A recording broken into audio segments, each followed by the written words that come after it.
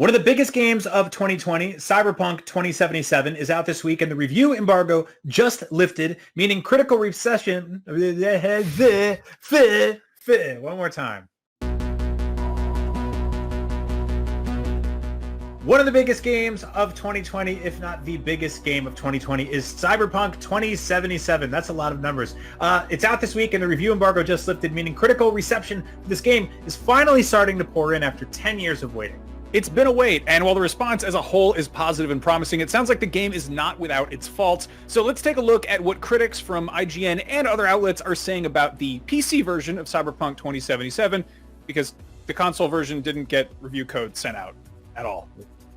Let's start with IGN because we work at IGN. We gave it a 9 out of 10, and we said Cyberpunk 2077 kicks you into its beautiful and dazzlingly dense cityscapes with few restrictions. It offers a staggering amount of choice in how you build your character, approach quests, and confront enemies, and your decisions can have a tangible and natural feeling impact on both the world around you and the stories of the people who inhabit it. The main quest may be shorter than expected when taken on its own, and not always clear what you need to do to make meaningful changes to its finale, but the multitude of side quests available almost from the start can have a surprisingly powerful effect on the options you have when you get there. It's a shame that frustratingly frequent bugs can occasionally kill an otherwise well-set mood, but Cyberpunk 2077's impressively flexible design makes it a truly remarkable RPG. That means role-playing game, for those of you who don't know that. Interesting. Now, GameSpot put up their review and gave it a 7 out of 10, which plenty of people are real riled up about, though, they haven't played the game probably. Anyway, here's an excerpt from that.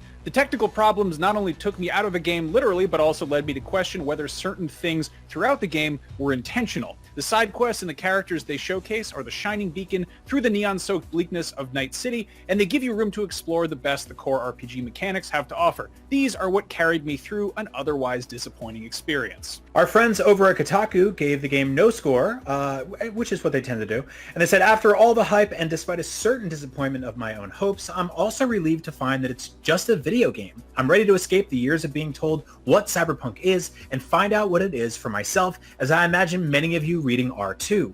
We'll see what it turns out to be for me, and I'm curious to find out what it turns out to be for you. Meanwhile, the folks over at Polygon also gave it no score, but they said, among other things, neither its gameplay nor its narrative can imagine the bold possibilities that I find so central to the best of Cyberpunk. But what it does offer is visions of people trying to make do and get by in a world that's trying to eat them alive, and sometimes those people get by with a little help from their friends. It's not the revolution I hoped for, but it's something. GamesBeat gave the game a 3 out of 5 and says, a lot of the game is just there to look good, and that's fine, but it means I don't want to spend a lot of time wandering around the world. If the environment primarily exists to look dope in the background while I'm doing the side quests, then I'll probably mostly stick to the main story, to see what happens and then bounce. It's fine to make a game like that. For many, that's the promise of Cyberpunk 2077. It just wasn't the promise to me.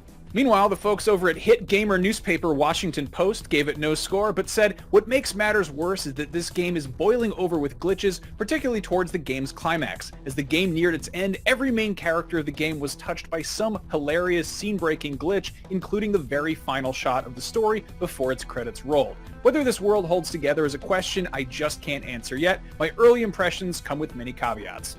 PC Gamer gave the game a 78 out of 100, saying, take a microscope to it and you'll see the seams instantly. NPCs are aimless automatons or carefully posed puppets. I've seen the same guy, at least his shape, splayed out on a couch playing guitar all over the city. I made the mistake of stopping to inspect a roadside rave of the Badlands, only to realize there were 3 sets of triplets in attendance. Sometimes far-off textures load in a touch too late, or the 5 o'clock rush hour snaps into existence in front of your eyes. Night City is a stage, not a simulation.